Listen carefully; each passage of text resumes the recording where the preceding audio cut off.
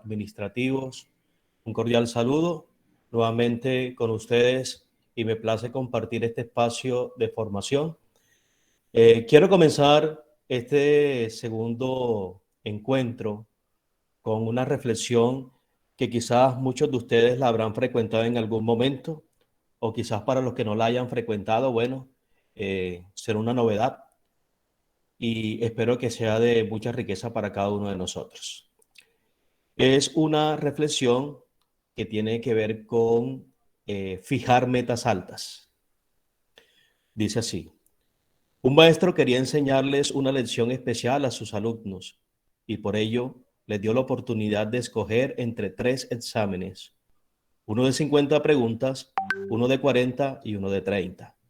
A los que escogieron el de 30 les puso una C, sin importar que hubiesen contestado correctamente todas las preguntas. A los que escogieron el de 50 les puso una B, aun cuando más de la mitad de sus respuestas estuvieran mal. Y a los que escogieron el de 50 les puso una A, aunque se hubieran equivocado casi en todas las respuestas. Como los estudiantes no entendían nada, el maestro les explicó: queridos alumnos, permitidme decirles algo. Yo no estaba examinando sus conocimientos, sino su voluntad de apuntar a lo alto. Cuando le apuntas a lo alto, estamos más cerca de nuestros sueños que si nos conformamos con pequeños objetivos. Tomado o extraído del libro La culpa es de la vaca, de Jaime Lopera Gutiérrez y Marta Inés Bernal Trujillo.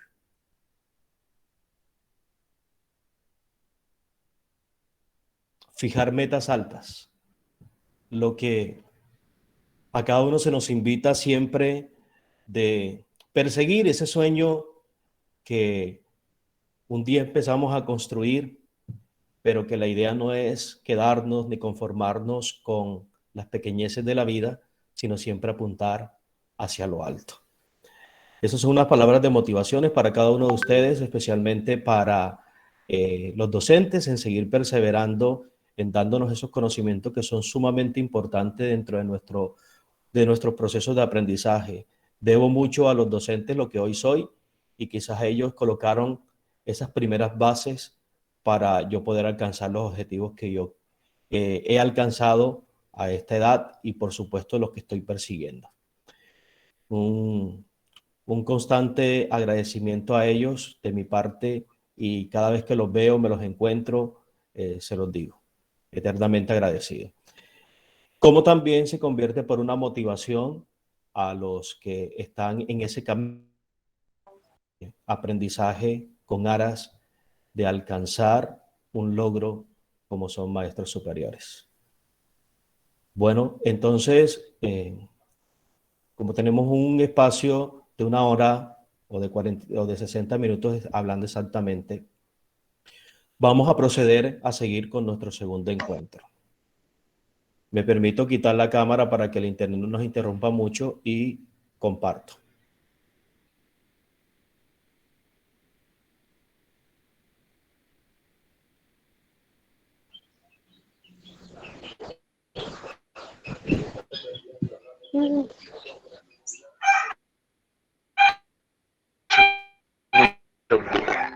Me avisan cuando estén viendo mi pantalla, por favor. Ya, profe. Ok.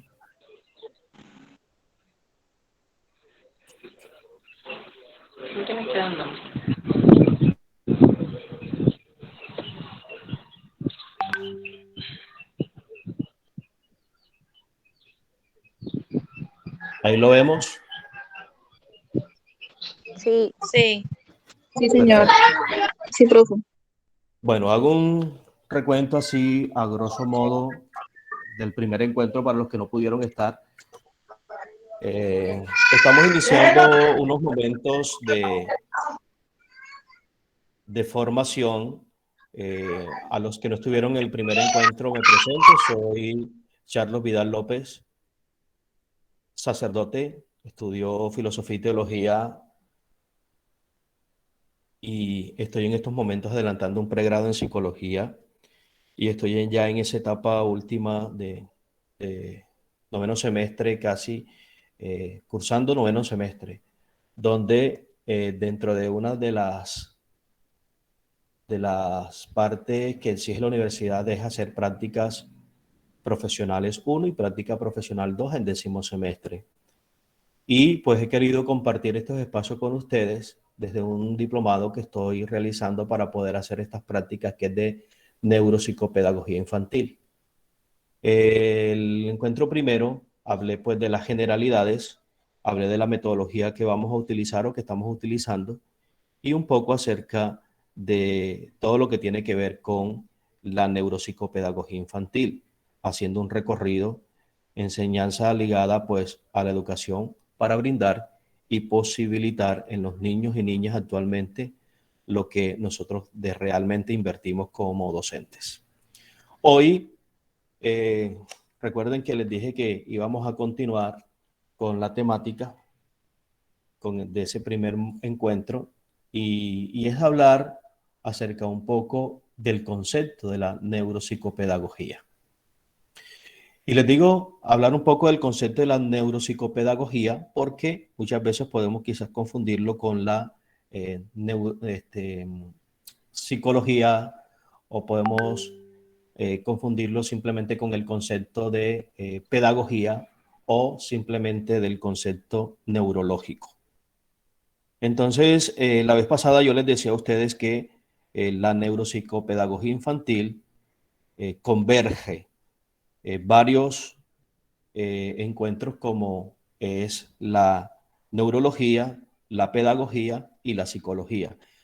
Todas estas disciplinas apuntan e integran el efecto precisamente del conocimiento de la neuropsicología y de la psicopedagogía. Entonces, para ello, hoy vamos acercándonos un poco a ese concepto de neuropsicopedagogía. Aquí les tengo dos conceptos. Hay muchos conceptos, por supuesto, de muchos autores que quizás cada uno plantea desde su enfoque o desde su proceso investigativo algún concepto que quizás le quiera dar diferente, pero con la misma esencia a este término neuropsicopedagogía. Encontramos un primer término que es que la neuropsicopedagogía es un campo del conocimiento que se afianza como posibilidad para abordar diferentes procesos del ser humano, especialmente en estudiantes, de una manera integral y diversa. Esto nos lo Padre, dice. Sí, disculpe la interrupción. sí, claro. Usted está proyectando diapositivas. Sí, No, no se observa. no se observa No, señor, solo se ve la pantalla del en correo. su correo, Ah, en bueno, Gmail. espérame y me cambio aquí porque... Esperen un momento.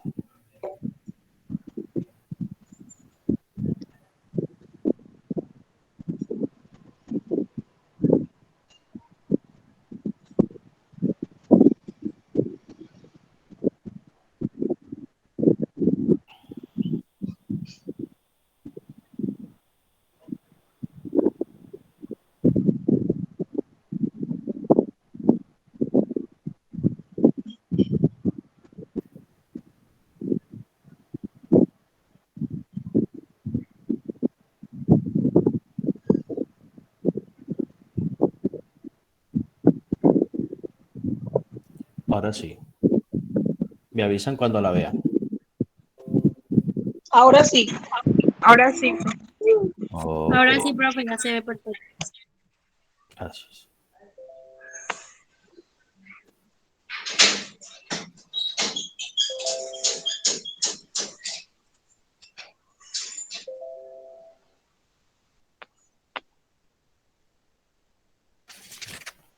Ok, les decía a ustedes de que vamos a abordar un poco acerca del concepto de neuropsicopedagogía y en un primer momento lo abordaríamos el concepto que le da un autor y el concepto que le dan otros autores, porque eso depende del enfoque o del proceso investigativo que ellos hayan hecho en algún momento de ese campo de querer buscar una respuesta de algo en concreto.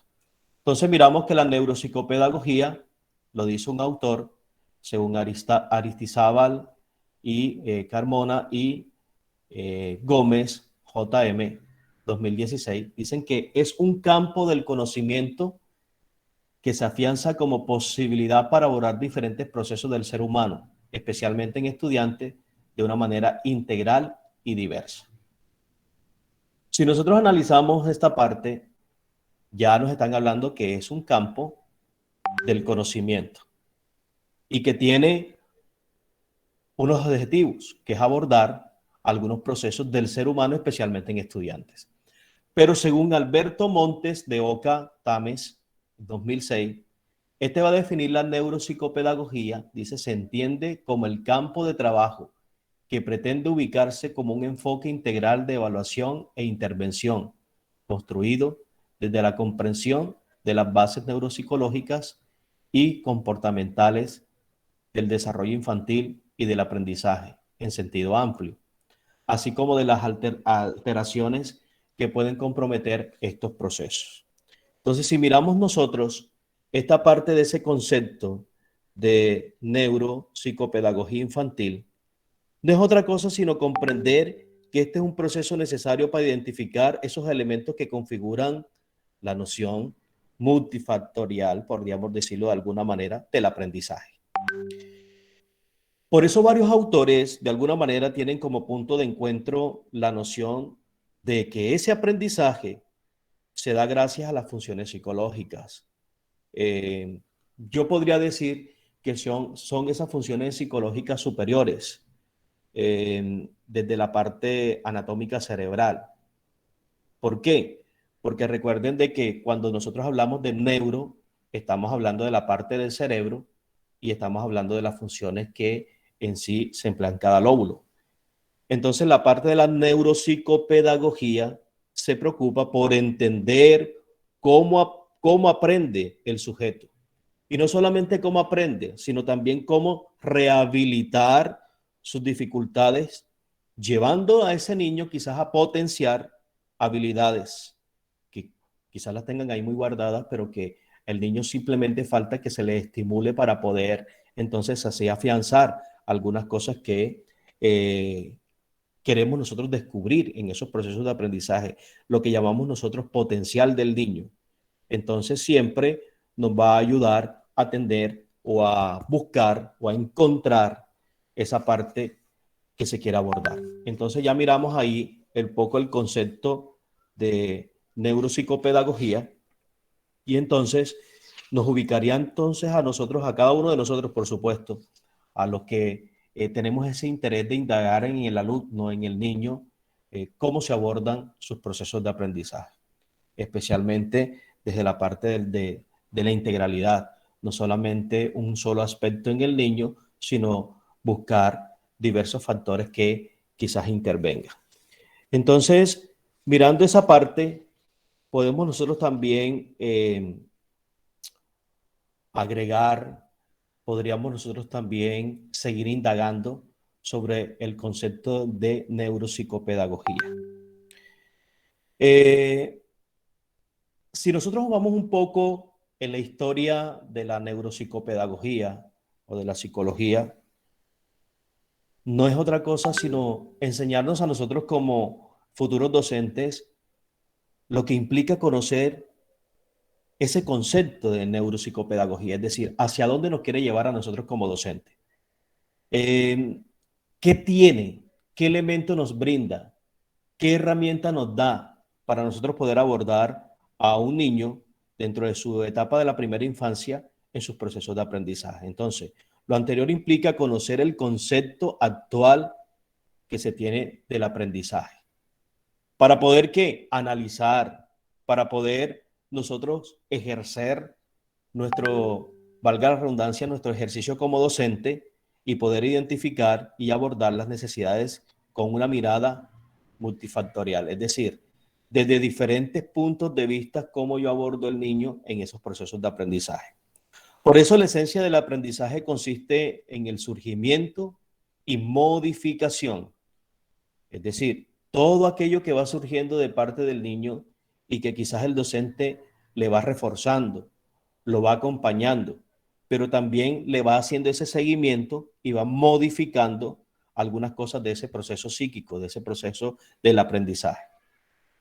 Por eso es muy importante el rol del docente dentro de ese proceso de acompañamiento del niño, porque el comportamiento se puede dar tanto de una manera afectiva como también se puede dar de una manera cognitiva, es decir, se puede dar de las dos maneras. Y teniendo en cuenta de que esto no solamente lo lleva a uno a que se aprende solamente hábitos, conocimientos, habilidades, capacidades, sino que también están esas actitudes como emoción, sentimientos, necesidades. Por ello podríamos decir entonces que el aprendizaje se refiere al proceso de enseñanza como a la educación. Recuerden de que no solamente nosotros aprendemos dentro del campo de una academia, también se dan procesos de aprendizajes incluso dentro del medio, el ambiente y la familia. Entonces, si nos vamos un poco acerca de la historia de la neuropsicopedagogía, esta bebe mucho de la neuropsicología.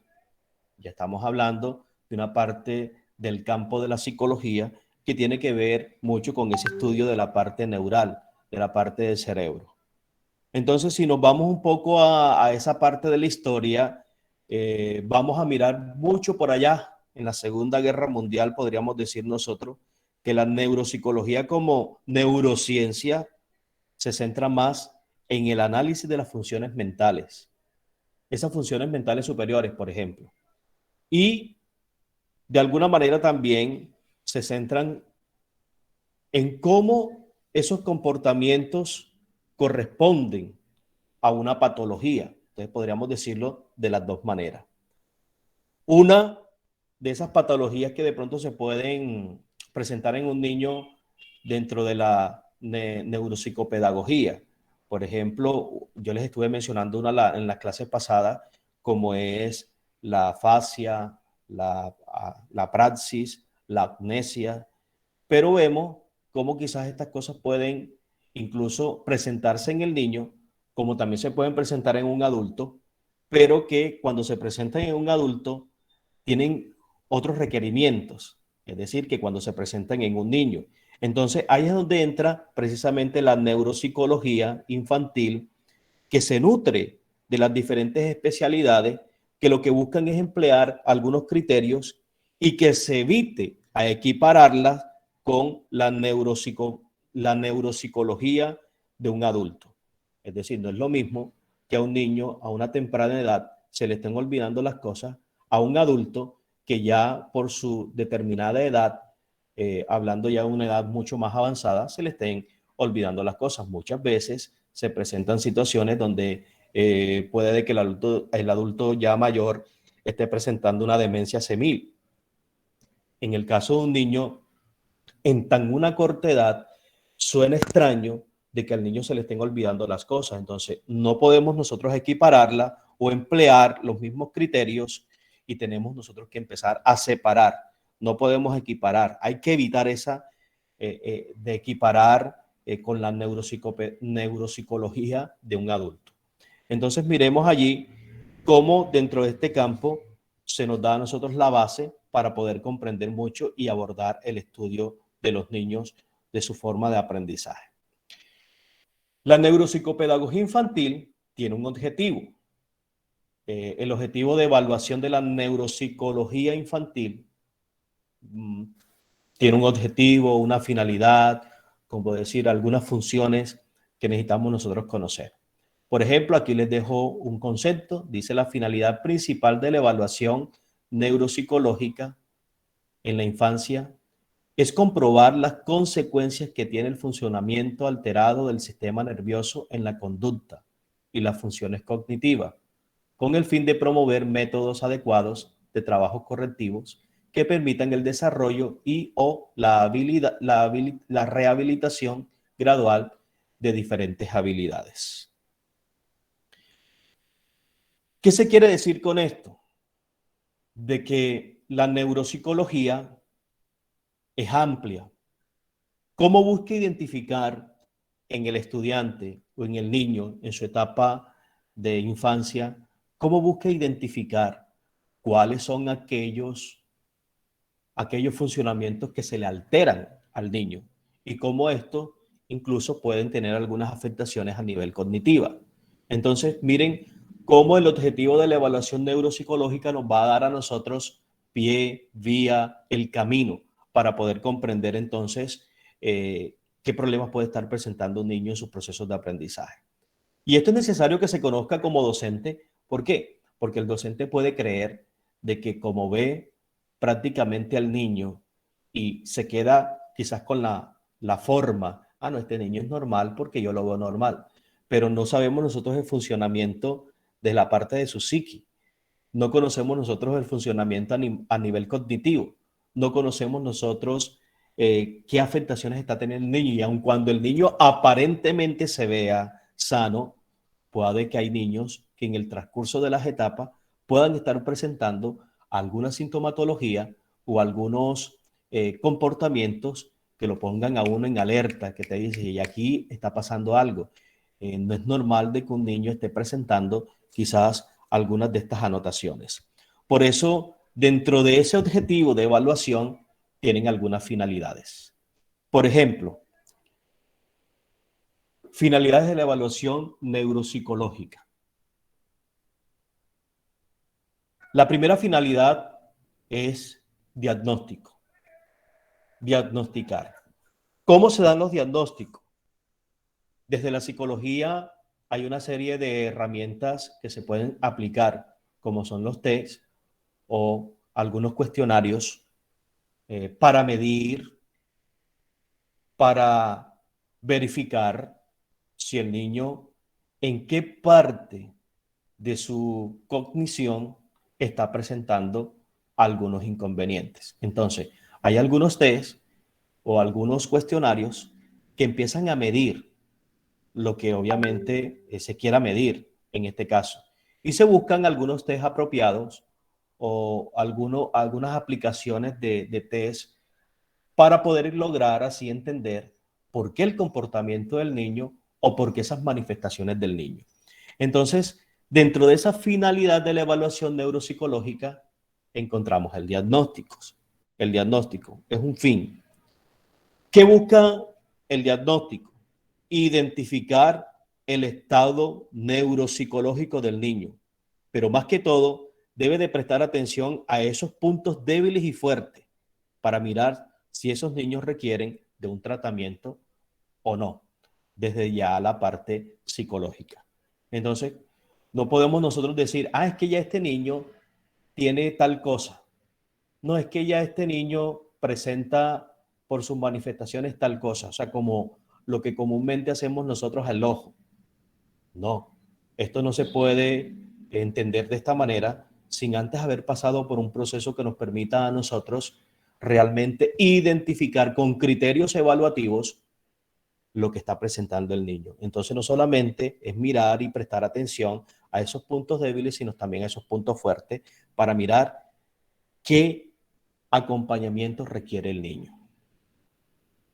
También esto es una finalidad educativa o un fin educativo. ¿Hacia dónde nos llevaría esta finalidad de esta evaluación?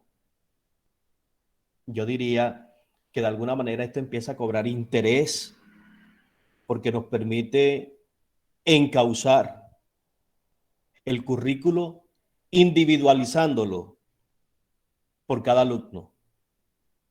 ¿Cuál es el objetivo de esto?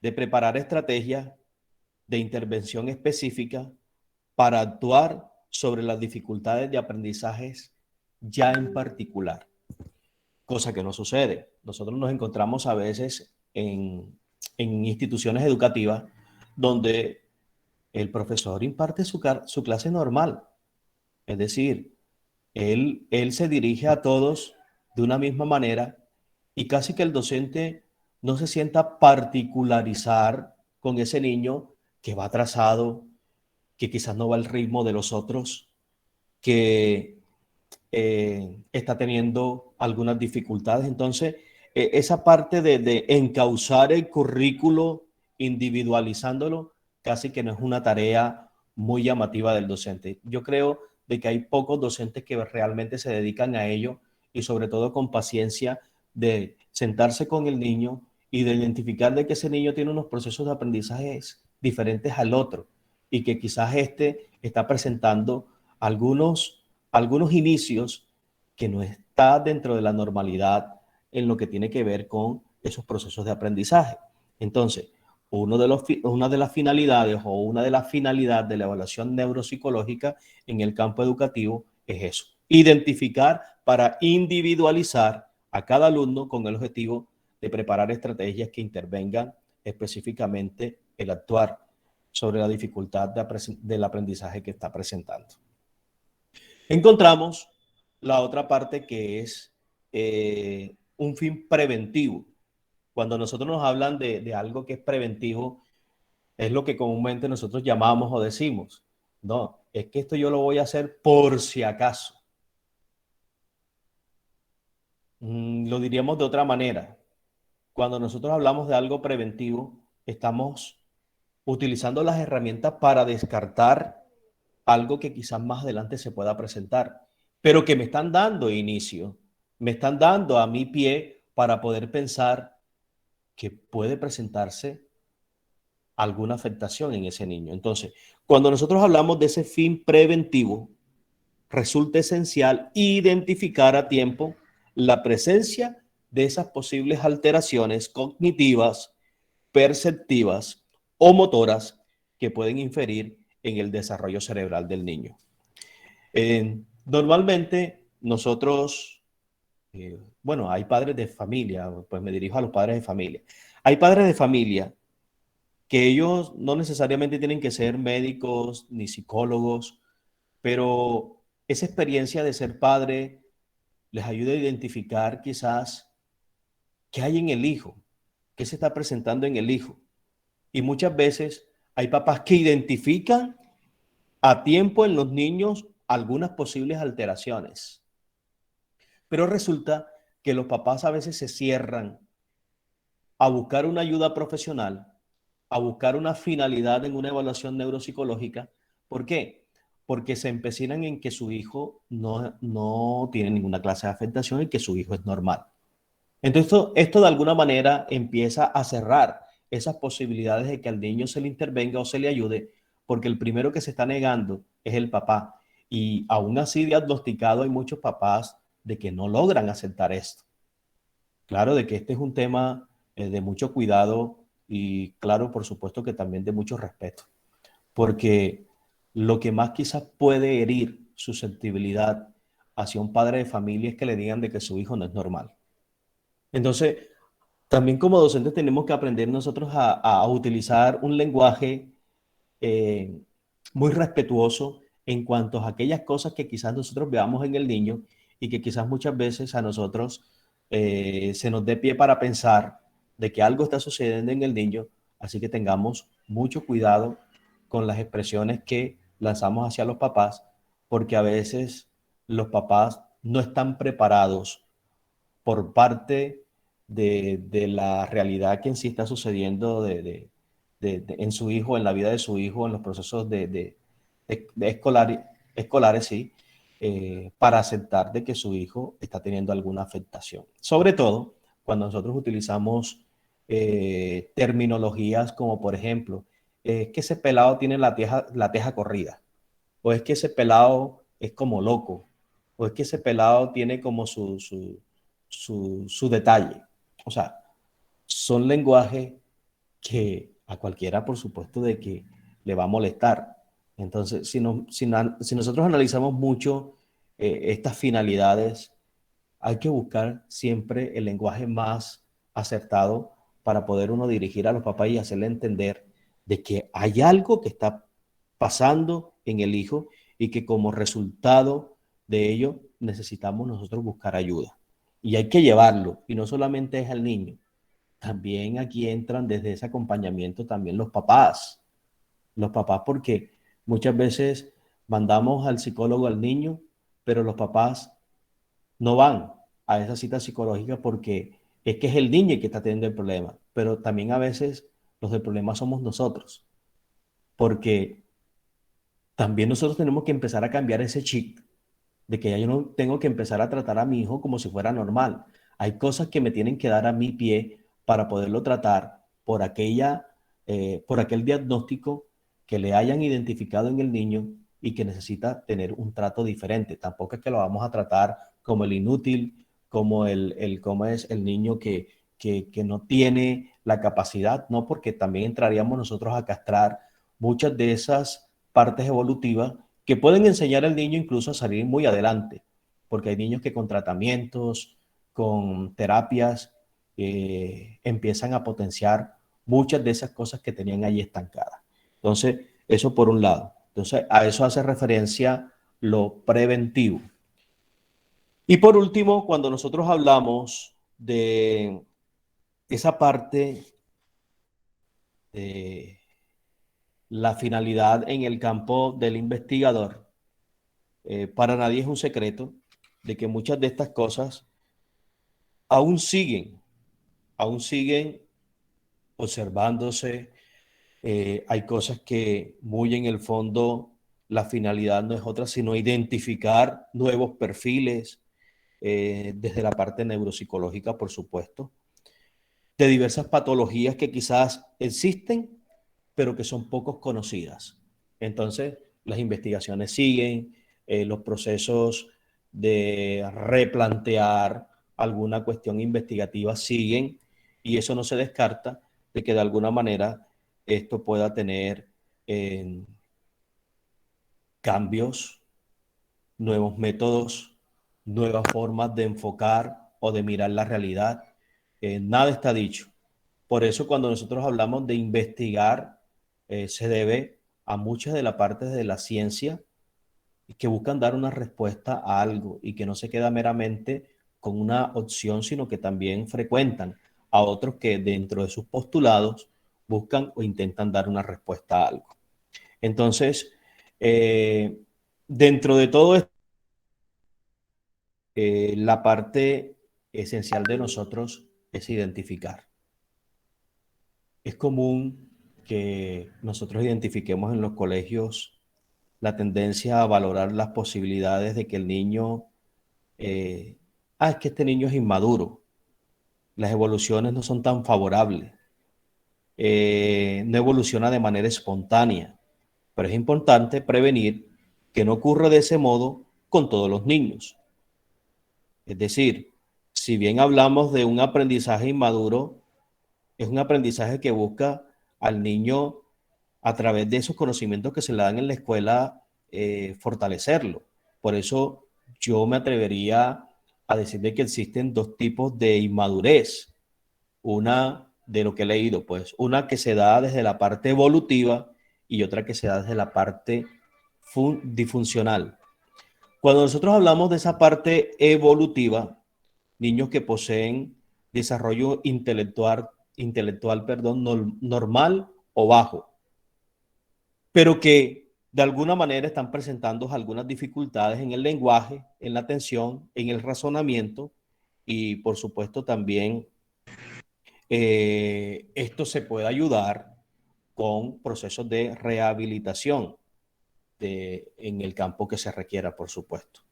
Pero cuando nosotros hablamos de disfuncional, estamos hablando de que los niños empiezan a presentar problemas madurativos asociados precisamente a la función del cerebro.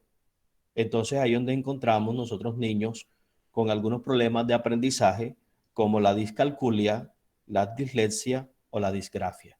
Uno que tiene que ver con los números, uno que tiene que ver con el proceso del lenguaje y otro que tiene que ver con los procesos escritos. Entonces, queridos estudiantes, así a manera general, miren cómo vamos adentrándonos un poco a esta parte que tiene que ver con las generalidades de la neuropsicopedagogía, y ya en el próximo encuentro vamos a tener nosotros las aproximaciones a todo lo que tiene que ver con el cerebro. Me adelanto un poco. Recuerden de que nosotros tenemos un cerebro y se dice de que el ser humano no pone a funcionar el cerebro en un porcentaje realmente de la capacidad cerebral. Se dice de que, por ejemplo, Shakira es una de las que normalmente de los pocos conocidos, porque hay otros también, por ejemplo, otros personajes, que son de las pocas personas que su cerebro ha evolucionado tanto que ponen a funcionar casi que todas sus partes, un gran parte cerebral. Por ejemplo, hay unas personas que pueden bailar, pero al tiempo no pueden cantar, o hay personas que pueden cantar, pero al tiempo no pueden bailar. Y si ustedes ven, Shakira baila, canta, la facilidad para poder aprender diferentes idiomas. Entonces, miren cómo esa parte cerebral eh, nos va dando a nosotros algunos tips para mirar cómo el ser humano, a pesar de tener ese cerebro que tiene gran capacidad, no lo hemos podido a colocar a funcionar relativamente como con la capacidad que realmente tiene. Entonces, en el próximo encuentro tendríamos nosotros esa temática que la llamaríamos el cerebro en desarrollo. Sería nuestro segundo encuentro. Entonces damos las generalidades de él, del mismo, y empezamos a...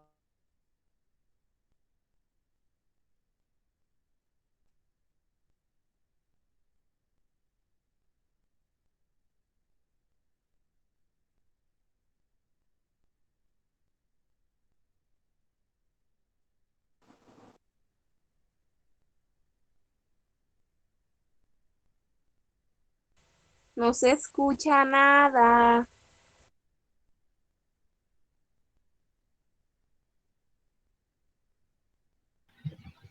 No se escucha. Profe, no se escucha nada. Profe, ¿nos No escucha? se escucha nada. Bueno, no sé si le funcione el Wi-Fi al profesor o si se estaría conectando con Wi-Fi. En Manatí se nos fue la luz, entonces es posible que haya sido eso. Sí, se acabó de ir la luz aquí en Manatí. Muy posiblemente él tenía wifi.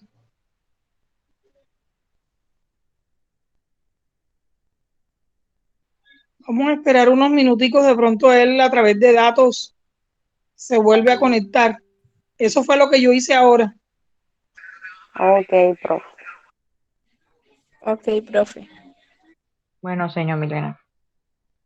Igual ya él estaba cerrando, pero bueno, por protocolo esperemos unos minuticos.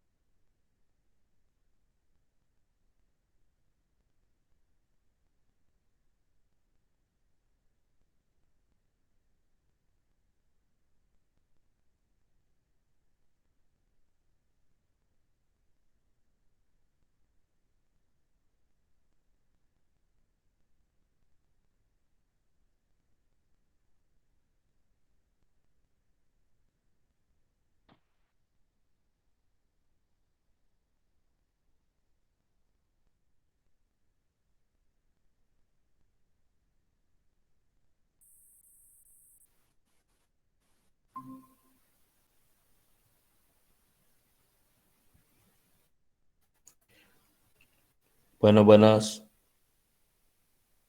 Qué pena con ustedes, estudiantes, se fue la luz aquí en Manatí. Sí, Menos padre, mal habíamos tranquilo. Ok, terminado. profe, tranquilo. No se preocupe, Sí, menos profe. mal habíamos terminado. Y bueno, Tranquilo, no pasa nada. estamos hablando sobre, no sé por dónde me quedaron, porque hasta dónde quedé.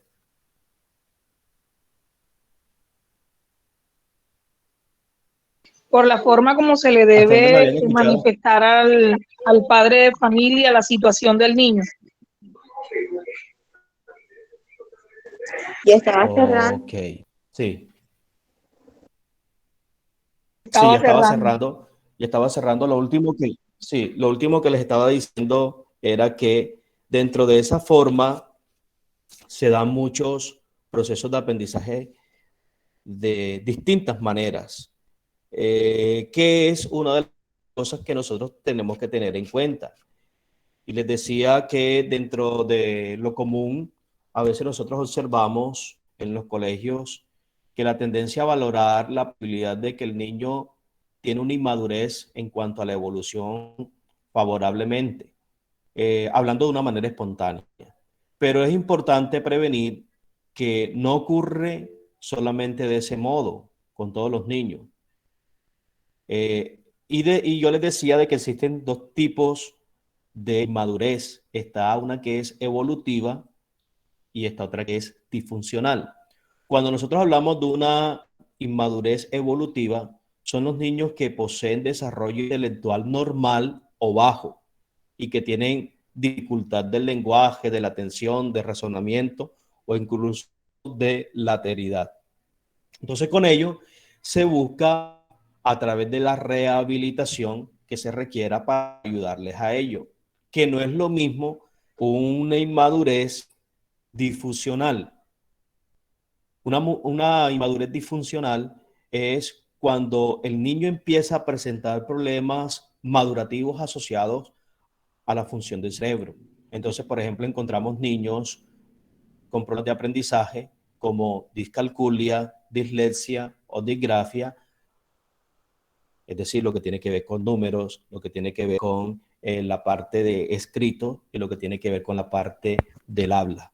Entonces, muchos de ellos se rigen solamente por la parte disfuncional y a veces tienden incluso a confundir a los niños desde la parte evolutiva, que no se necesita sino otra cosa de activar, rehabilitar a través de acompañamientos para que esos niños empiecen a desarrollar eso que tienen ahí estancado, esa parte del desarrollo intelectual, de razonamiento y de la lateridad que muchas veces nos puede estar afectando. Con eso cerramos, decía yo ahorita, con eso cerramos la parte de hoy y el próximo encuentro tendríamos nosotros una segunda temática que tendría que ver con el cerebro, titulado así, cerebro en desarrollo. Recuerden de que cuando nosotros hablamos de la parte del cerebro, estamos hablando de cada uno de esos lóbulos que lo componen y que tienen algunas opciones en específicas para cada uno de nosotros como seres humanos. Se dicen algunos investigadores de que el cerebro, nosotros los seres humanos, no ponemos a desarrollar realmente el cerebro con toda. Por ejemplo, dicen de que nosotros no utilizamos la mayoría de nuestro cerebro y tiene una gran capacidad, lo que nosotros llamaríamos una memoria. Cuando nosotros compramos una memoria USB y compramos una de 8 GB, una de 4, una de 16, una de 28, una de 80. Así es el cerebro, esa capacidad de almacenar y esa capacidad de poder darle conocimiento a muchas cosas de diferentes lóbulos y quizás el ser humano todavía no ha logrado explorar grandes cosas del mismo cerebro. Por ejemplo, se dicen que una de las personas que utiliza bastante su cerebro es Shakira. Shakira dicen de que pone a funcionar varias cosas desde su parte cerebral porque ella no solamente canta, baila, sino que también tiene la posibilidad de hablar otros idiomas. Y se dice de que ella es una mujer con un cerebro bastante amplio. Eso era lo que les quería decir. Y durante el encuentro que tendríamos en esta mañana, casi tarde hoy, y bueno, abro el espacio para aquellas preguntas que ustedes quieran hacer o por supuesto esos complementos que ustedes quieran hacer como personas que también quieran aportar a las temáticas que dimos hoy. Entonces, los escucho. ¿Me permite? Yo también Sí, claro, pido la palabra. claro. Ok. Este, Ah, bueno. Bueno, gracias. Mi nombre es María Martínez Mosquera y bueno, aprovechando que estamos en este espacio, ¿verdad? Que es de mucho conocimiento, a mí me gustaría compartir una experiencia que tengo desde mi campo de práctica. Hay una niña que tiene escasos 3 años y al momento de armar de pronto el abecedario en ese material que es como foamy, son como láminas, ella siempre los coloca al revés. Y yo siempre he tenido, no sé, como que esa idea de que ella tiene algún problema neurológico, porque la niña no habla y tiene algunos retrasos. Entonces la mamita me pregunta a mí, no sé, quiero que de pronto el señor párroco me dé la respuesta si la tiene. Me pregunta, pero profe, ¿por qué ella hace eso? Si yo le cambio constantemente la base del jueguito y ella siempre lo cambia y coloca todas las letras al revés. O sea, qué respuesta le puedo ya dar, perdón, dar yo a esa mamita cuando me hace esa pregunta de esa situación que está teniendo con la niña? Yo creo que Bueno, esta niña por su ah, edad eh, no le han diagnosticado autismo, pero, o sea, tiene mucho o tiende mucho a presentar esos síntomas. pero es No que un niño precisamente autista, tiene. sí, bueno, te respondo, no necesariamente puede ser autismo, porque recuerda que los niños autistas también desarrollan un intelecto incluso no tan normal al de un niño. Es decir, es un poco más acelerado. Pero sí podríamos darnos la oportunidad de nosotros buscar herramientas. Yo no te podría decir que la niña está diagnosticada con esto porque igual no la conozco, apenas tú me estás refiriendo a la situación, pero sí es necesaria ayuda profesional de parte de los papás para que se identifique cuál es la falencia que está presentando la niña por si algún diagnóstico que se le dé ya médico pueda empezársele a trabajar sobre algunas terapias que ayuden a la niña o a regular o incluso a bajarle su nivel de percepción. Porque la verdad es que si tú me estás hablando de que la niña, el abecedario con FOMI, recuerda de que uno de los procesos de aprendizaje también es por percepción. El niño cuando ve la figura, eso lo toma y lo lleva precisamente a la figura, que es lo que se llama percepción, aun cuando también allí podríamos entrar hacia una parte que se llama asociación, porque el niño asocia que la figura que tiene en sus manos corresponde a la parte donde corresponde ir. Entonces, sí es necesario de que la mamá, ya a la edad, la niña de presentar unos 3 años, donde fácilmente ya un niño a los 3 años de edad debería de estar presentando una determinada evolución desde la parte de verbal, incluso también algunas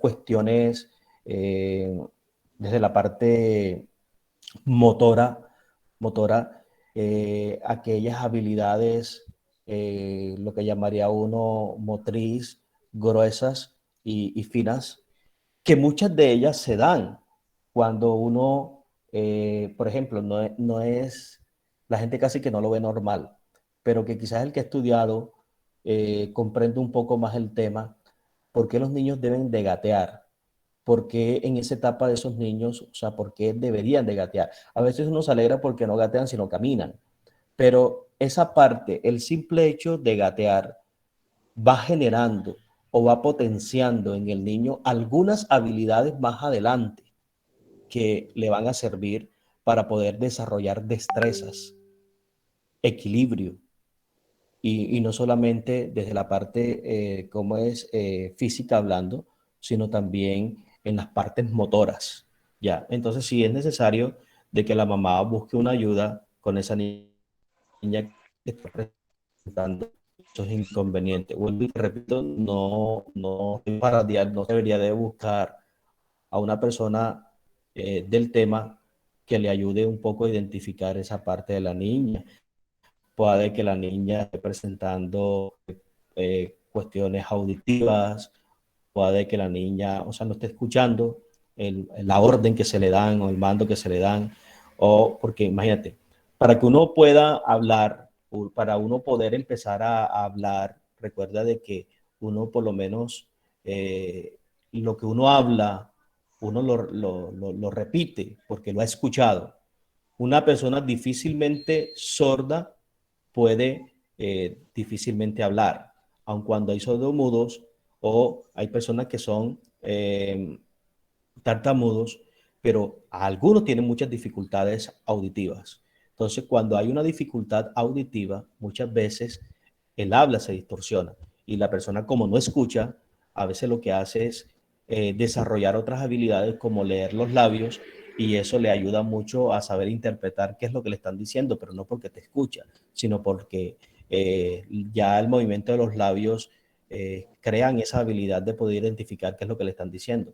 Como también hay muchos que son sordos, pero la vibración de una música o un picó de algo es lo que los hace a ellos entrar como en esa conexión de lo que está sucediendo, pero no porque están escuchando la música. Pero sí es necesario de que María, tú le sugieras a la señora de que busque una ayuda profesional, ya sea Padre, con eso también es otra de EPS, las cosas. ya de manera en particular. Es que yo pues tengo a esa niña desde hace el año pasado en párvulo, pero ella, por más que yo le comunique a su mamita de la mejor forma, mamita, vamos a buscar ayuda, porque ya está presentando la nena unos síntomas y entonces me gustaría pero ella se niega, ella dice que su hija no tiene nada, entonces usted sabe lo Lo que yo delicado decía, del caso.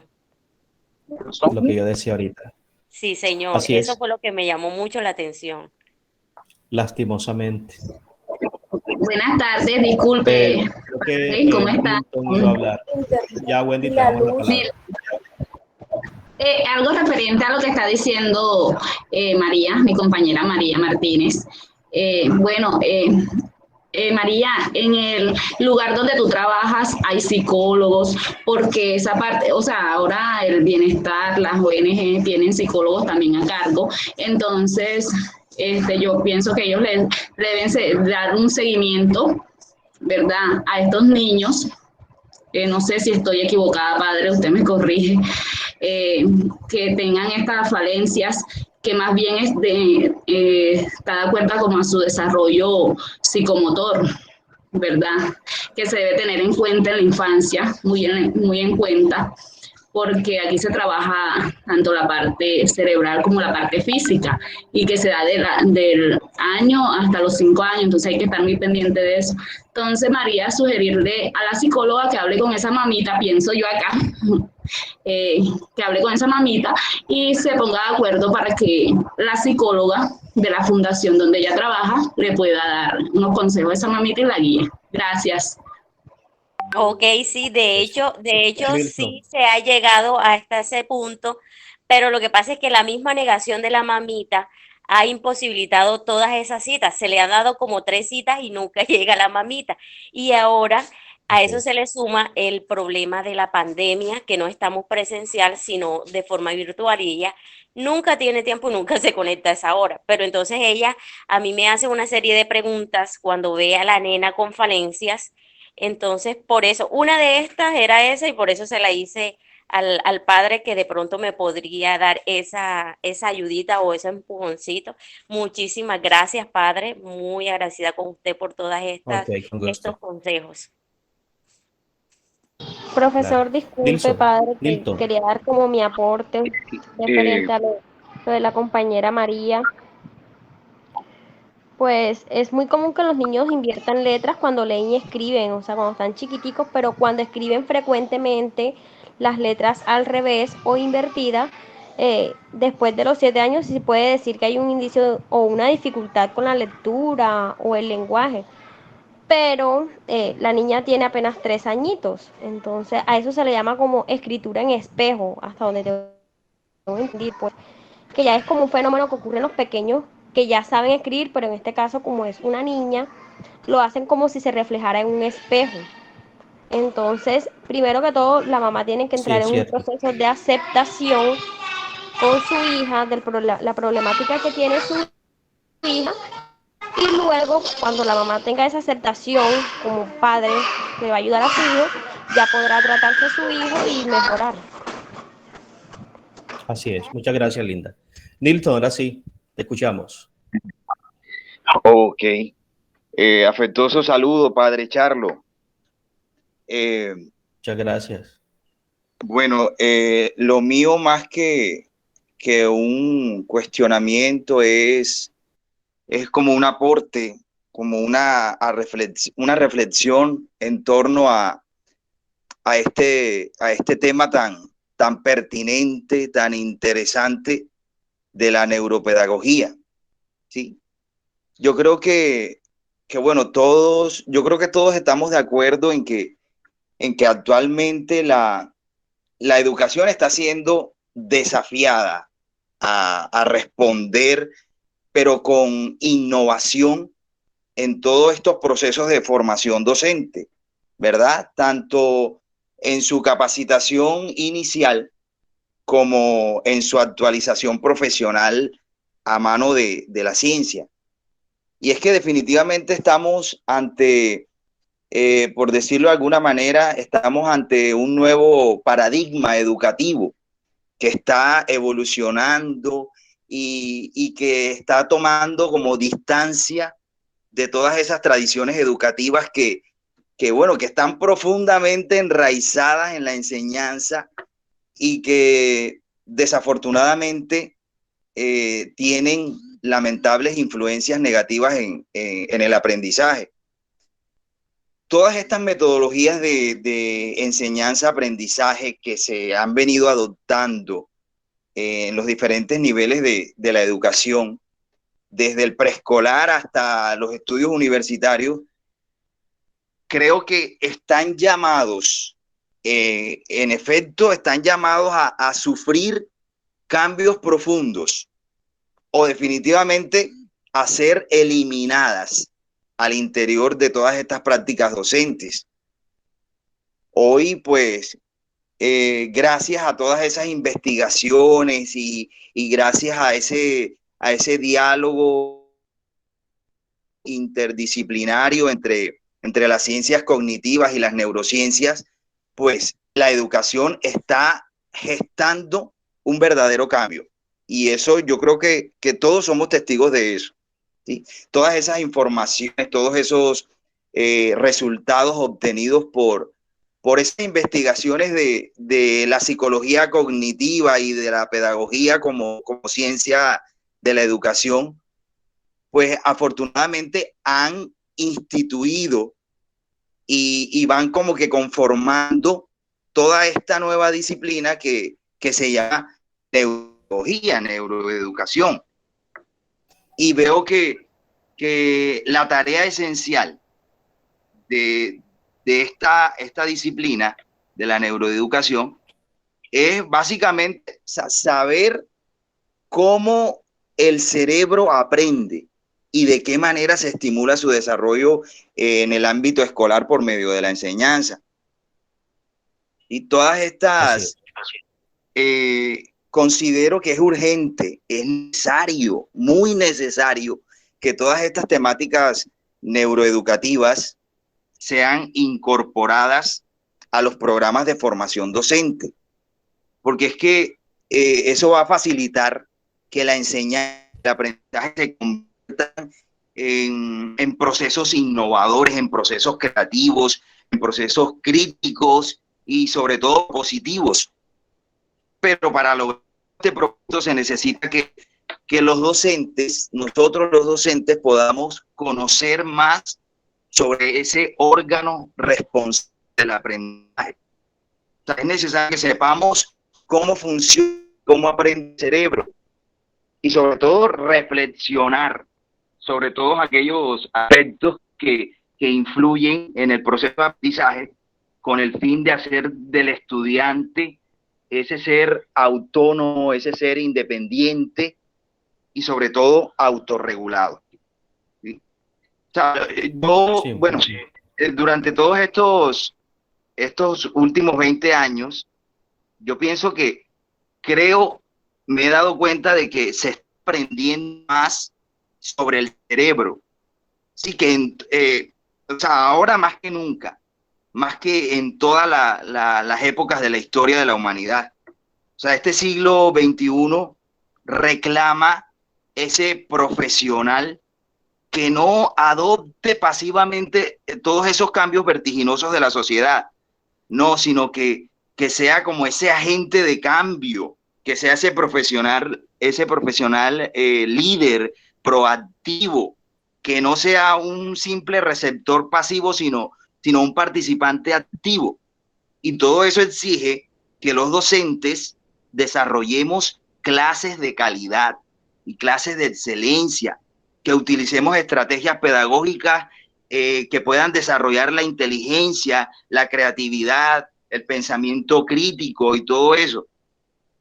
Y lo cierto, para mí, bueno, de pronto me esté un poquito, pero bueno, lo cierto es que ante todo este planteamiento que se hace, es fundamental un tinte de mayor creatividad en la educación. Gracias por la atención. Muchas gracias, Milton. Sí, es cierto lo que tú dices y es un tema de mucho interés que no dejo a un lado que dentro de la parte de docencia y se da lo que pasa con parte a la cual no se profundiza a ciencia. Por ejemplo, yo sé que ustedes ven desde el modelo, pero por ejemplo, van a ver una materia dentro de la docencia que sea neuropsicopedagogía, perdón, neuropsicopedagogía, no, neuropsicología, porque eso es un campo más de la psicología como ciencia y no desde la pedagogía. Pero hay muchas cosas que se le deben a la psicología desde la pedagogía. Entonces, por eso, dentro de los currículos van a encontrar con algunos psicólogos que jugaron parte de la educación, parte de la educación. Entonces, por lo menos para muchos de ustedes, quizás que están en semestres muy iniciando apenas, se les va a hacer extraño muchos de estos conceptos, de algunas palabras, como por ejemplo la que yo les había dicho, dislexia, disgrafia, discalculia. Muchos preguntarán, bueno, ¿y esto qué es? ¿Con qué se come? Pero ya cuando uno va en esa curiosidad de querer ampliar esos conocimientos, recuerden de que también hay esa parte del conocimiento autónomo, que no es simplemente con lo que me dé la institución, sino también yo tener la capacidad de poder ampliar ese conocimiento y esa capacidad de lectura. A veces nos quedamos simplemente con lo que nos da el docente, pero también entraría de nuestra parte como docente a ahondar mucho más en aquellos aspectos que a mí me van a ayudar a implementarlos dentro de un aula, dentro de la pedagogía. Por eso es que ustedes ven muchas materias pedagógicas que no las ven en otra carrera, porque es que ustedes están trabajando con el ser, es decir, con el ser humano, con el hombre, ahí lo tienen. Y no es cualquier cosa a las cuales están impartiendo conocimiento, pero es necesario que se tengan en cuenta todas las cosas y muy importante. Entonces, para cerrar, agradezco el espacio que me han brindado nuevamente, agradezco la disponibilidad de su tiempo. Pienso de que vamos avanzando un poco y vamos teniendo un poco de claridad acerca del porqué y el sentido de la neuropedagogía dentro de los procesos de aprendizaje. Y creo de que esto va a ser muy valioso para ustedes ya cuando estén precisamente en el campo de la acción. Porque una cosa es aquí una capacitación, otra cosa es cuando ya uno se encuentra realmente con las experiencias vividas. Es decir, cuando yo no se enfrenta realmente a las situaciones, como por ejemplo cuando María daba su experiencia. Ahí es cuando uno dice, esto que se estuvo hablando una vez y que se refirió y qué tal, es esto lo que está sucediendo. Y ya uno aterriza un poco más desde lo de la academia a la práctica. Entonces, muchas gracias a la profesora Gracias Miriam a una usted. vez más. Profe, profe.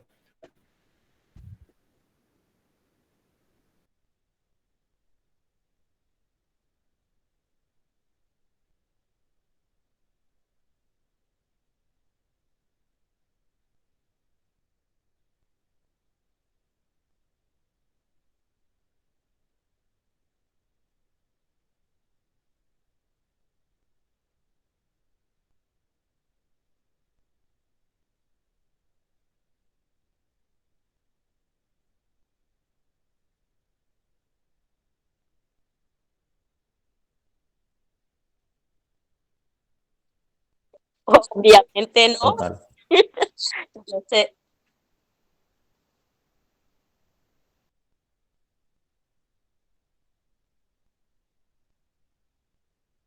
Así es, profesor.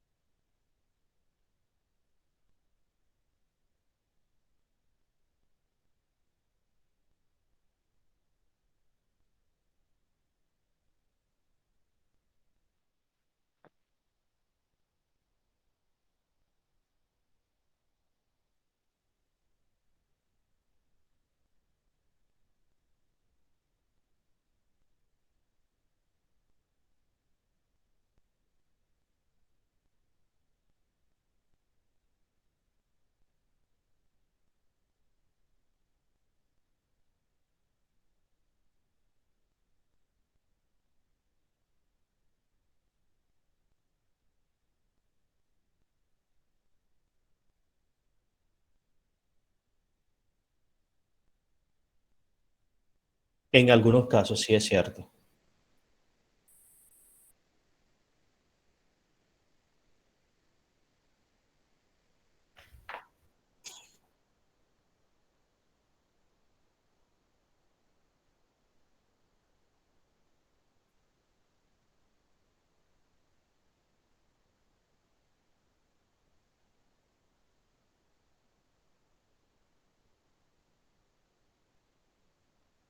Hemisferio derecho y hemisferio izquierdo.